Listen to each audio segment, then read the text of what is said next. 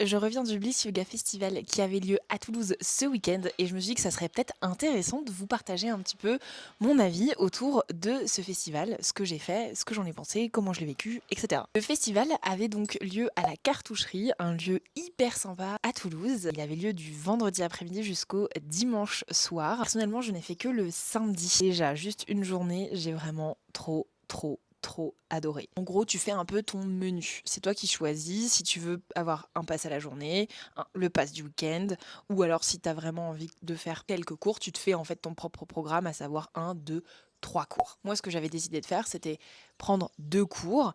J'avais envie de faire une séance d'Ashtanga Vinyasa Yoga, évidemment, et j'avais aussi envie de tester une autre pratique que je ne connaissais pas, et c'est ce que j'ai fait. Du coup, samedi matin, quand je suis arrivée, j'ai fait pour la première fois une pratique de Kundalini Yoga et bain de gong. Et pour le coup, je vous avoue que je suis un peu mitigée par rapport à cette expérience. Je ne sais pas ce qui a fait que peut-être que c'était mon état du jour, peut-être que c'était la transmission qui m'a moins plu. En vérité, je sais pas. Tout ce que je sais, c'est que j'ai eu du mal à rentrer dedans, j'ai eu du mal à accrocher.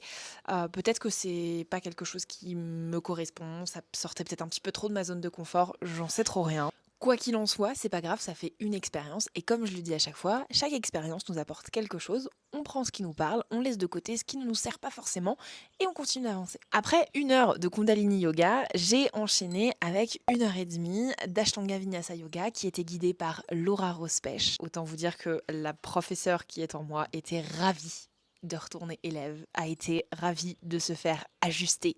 Et j'avais envie de me faire ajuster en profondeur. Ça a aussi inspiré mon enseignement pour mes élèves, donc ça je suis contente. À la fin de ces deux séances, moi j'ai décidé d'arrêter de pratiquer et en fait de me balader dans le festival. Et l'avantage à la cartoucherie, c'est qu'il y a plein de stands food et j'ai trouvé notamment un stand indien et sri-lankais. La chaleur, la pratique d'ashtanga, plus le plat. J'avais littéralement l'impression d'être retournée à Mysore, là où je m'étais formée. Donc ça, c'était vraiment trop cool. Et puis, j'ai continué ensuite ma petite balade dans le festival pour aller voir les exposants. Il y avait plus de 50 exposants, il me semble. Et du coup, j'ai évidemment fait quelques emplettes. Et je vous montrerai tout ce que j'ai acheté dans la partie 2.